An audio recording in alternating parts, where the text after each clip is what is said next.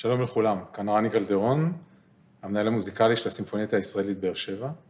אנחנו בעוד פרק מתוך המוזות לא שותקות, סדרה שלנו שבאה להציג לכם קטעי מוזיקה מוסברים בתקופה הקשה שעוברת על כולנו. אני מבקש לשלוח בשם כל התזמורת את תנחומינו לכל מי שאיבדו את יקיריהם, איחולי החלמה לפצועים, איחולים לשיבה מיידית של כל השבויים והחטופים, וכמובן הצלחה ושיבה בטוחה של כוחות הביטחון שלנו. היום קונצ'רטו של באך לשני כינורות ותזמורת, קונצ'רטו כפול. באך הוא מלחין בתקופת הברוק, אנחנו מדברים על המאה ה-18, תחילת המאה ה-18, ואתם יודעים, יש גאונים מדהימים בתולדות המוזיקה, בטהובן, ברמס, צ'ייקובסקי, דבוז'ק ועוד רבים אחרים. אבל איכשהו מעל כל הגאונים הגדולים ביותר בתולדות המוזיקה הקלאסית, בעיניי, יש שני מלחינים, מוצרט ובאך. כשאנחנו מגיעים למוזיקה הזאת, זה כבר מעבר לגאונות, זה פשוט מדהים אותנו כמו שהטבע מדהים אותנו. במובן הזה, המוזיקה הזאת גם מאוד נגישה. אם אתם מקשיבים לבאך וגם למוצרט, קל מאוד להתחבר למוזיקה. היא פשוטה במובן הכי טוב של המילה, אבל במקרה של באך יש קושי מסוים בזה שלמשל הקטע שנשמע היום הוא קטע של תנועה בלתי פוסקת, ואין בו את המין חלוקה היותר ברורה שיש לנו במוזיקה הקלאסית בסגנונות שבאים אחר כך, הסגנון הקלאסי, של מוצרט, היידן ובטהובן, או הסגנון הרומנטי, ששם אנחנו שומעים נושא אחד, נושא אחר, ויש איכשהו יותר התמצאות. פה ההתמצאות, במקרה שלפנינו, היא של שני מוטיבים שונים, שני נושאים שונים, אבל יותר מזה, אנחנו בקונצ'רטו. קונצ'רטו זאת יצירה שמאמתת סולן או קבוצת סולנים, במקרה שלנו שני כינורות, עם התזמורת. בשלב שאנחנו נמצאים בו בתקופה של באך, הוא בוחר לכתוב קונצ'רטו לשני כינורות, והתזמורת היא תזמורת של מיתרים. זאת אומרת, בעצם כל המשתתפים הם מקבוצת כלי המיתר, יש לנו שני כינורות סולנים, שני כינורות כאילו בתזמורת, ויולה, שזה כינור יותר גדול, וצ'לו עוד יותר גדול, וכמובן, את הדבר הזה מנגנים בדרך כלל בתזמורת מלאה. אנחנו ברגע זה עדיין מביאים לכם הרכבים קאמריים, ובהמשך מקווים גם להציג בפניכם את כל התזמורת. הקונצ'רטו הזה, בפרק שתשמעו, יש לנו אפשרות להתמצא קודם כל בהפרדה בין הקטעים, שהם קטעים שכולם מנגנים בהם ביחד אותו דבר, לבין קטעים שבהם הסולנים מנגנים קטעי סולו, וההרכב התזמורתי, או כאן במקרה שלנו זאת רביעייה, מלווה אותם. לקטעים שבהם כולם מנגנים ביחד, קוראים כולם באיטלקית טוטי, קטעי טוטי, טוטי זה כולם. לקטעים שבהם מנגנים הסולנים לבד, קוראים לבד באיטלקית סולו. אז יש לנו שתי מילים באיטלקית, כולם ולבד, טוטי, וסולו. באך מבדיל בין הקטעים האלה גם בנושאים שבהם הכלים מאופיינים, ואנחנו נשמע קודם כל את הדוגמה לנושא הראשון שפותח את הפרק של הקונצ'רטו, וזה הנושא שמנוגן על ידי הכינורות השניים דווקא, זאת אומרת הכינור הסולן השני, והכינור השני שיושב בתזמורת. בואו נשמע.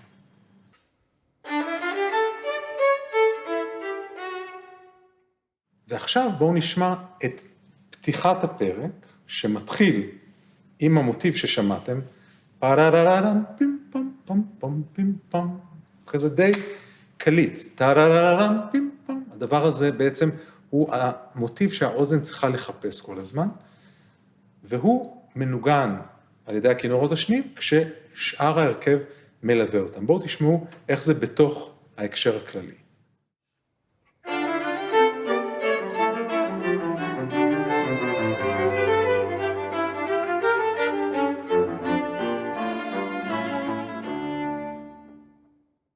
אחרי שהמוטיב הזה מוצג בפעם הראשונה כך על ידי הכינורות השניים, הוא מוצג גם על ידי הכינורות הראשונים שנכנסים בתורם אחרי. אז הנה קודם כל אותו מוטיב בדיוק בכינור הראשון לבד.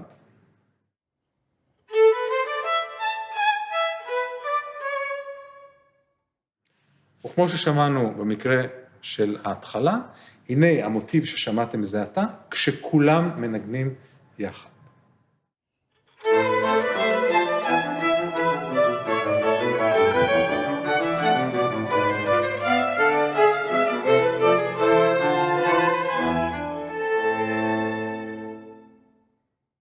אז שמענו את ההתחלה עם המוטיב בכינורות השניים כשהאחרים מנגנים איתם, ואז הצטרפו הכינורות הראשונים עם אותו מוטיב, ושוב כולם מנגנים.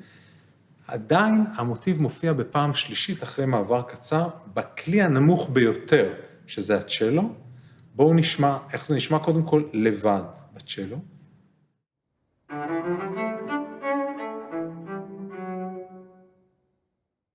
ועכשיו בואו תקשיבו למקום הזה שבו הצ'לו מנגן את המוטיב, כשכולם מנגנים איתו. לאוזן קצת יותר קשה לקלוט את זה, כי ברגע שהצלילים נמוכים, האוזן תמיד הולכת למה שמעליהם. אבל בכל זאת, עכשיו שיש לכם באוזן את המוטיב, טה-רה-רה-רה-רה, פים, פים, חפשו אותו גם כשכולם מנגנים בצ'לו.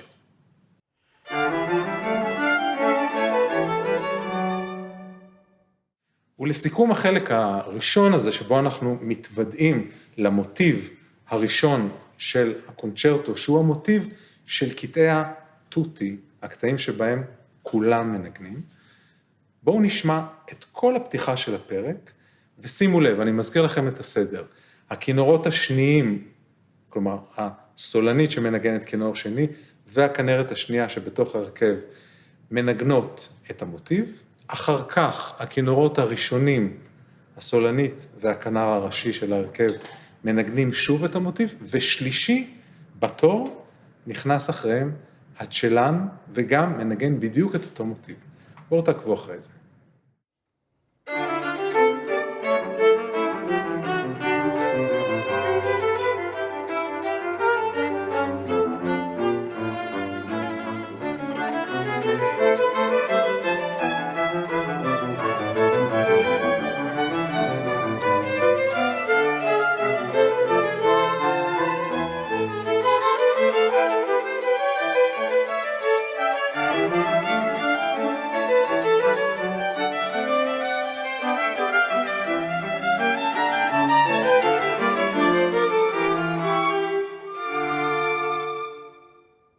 טוב, אמרתי שיש קטעי טוטי, כולם, וקטעי סולו, לבד. אז בואו נסתכל שנייה מה קורה בקטע הסולו. קטע הסולו מאופיין במוטיב אחר לגמרי, שמבוסס על מין קפיצות מאוד מאוד גדולות, וצלילים לא מהירים. פם, פם, פם, פם. ככה האוזן יכולה להבדיל אותו מהמוטיב הראשון שהיה פעלה פעלה פעם, פים, פם. יש להם אופי שונה מאוד.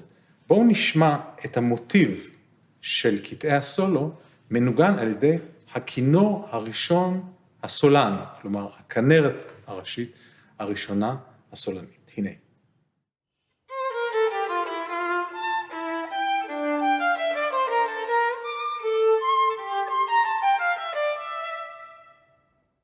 אחריה נכנסת הכנרת השנייה הסולנית, ומנגנת בדיוק את אותו מוטיב, שהוא המוטיב החדש, שמאפיין את קטעי הסולו, הוא מאופיין, כפי שאמרתי, בקפיצות ים, פם, פם, פם. שימו לב לזה.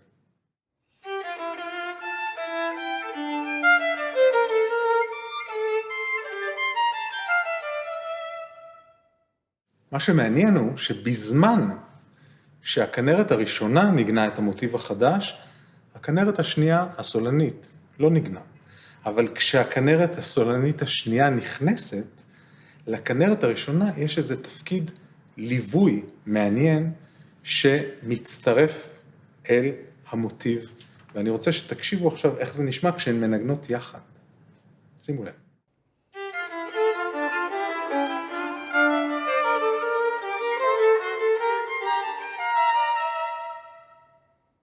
בזמן שכל זה קורה, ההרכב, כלומר התזמורת, שבמקרה שלנו זו בעצם רביעיית מיתרים, מנגן ליווי מאוד מאוד דיסקרטי. זאת אומרת, בתחילת הפרק שהיה טוטי, קטע של כולם, כולם היו עסוקים באותה מידה.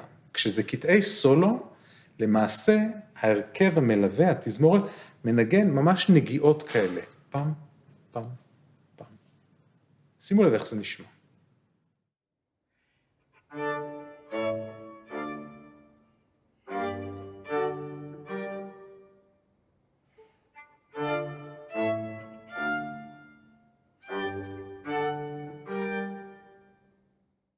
ועכשיו אם אנחנו מחברים את הקטעים הסולניים, שבהם קודם כל הכינור הראשון, הסולן מתחיל, אז הכינור השני מצטרף והסולן יש לו איזשהו ליווי, ומתחת לזה, ההרכב, התזמורת, יש לו את הנגיעות העדינות, זה מה שמתקבל, וכל זה נקרא חלק הסולו, שבו קטעי הסולו הם למעשה קטעים דומיננטיים.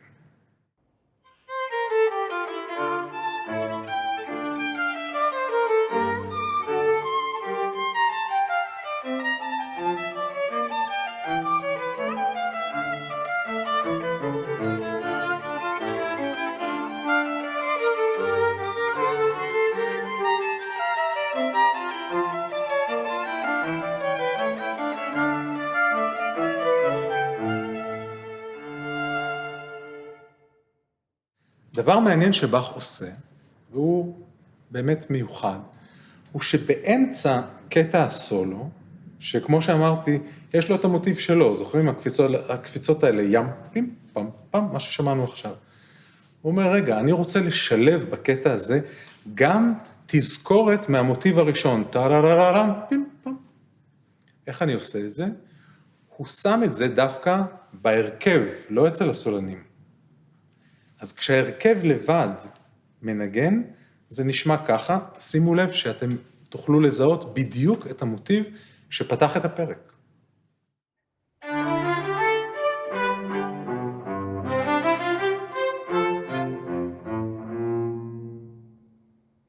אבל בניגוד למה שהיה בתחילת הפרק, כאן המוטיב הזה הוא ברקע, או אפילו הייתי אומר בתחתית, ומעליו יש תנועה של שתי הסולניות, של הכינורות שהם הסולנים של הקונצ'רטו. וביחד זה נשמע כך, כשאתם מקשיבים עכשיו לכולם, בכל זאת נסו לתפוס באוזן שלכם את אותו המוטיב שפתח את הפרק.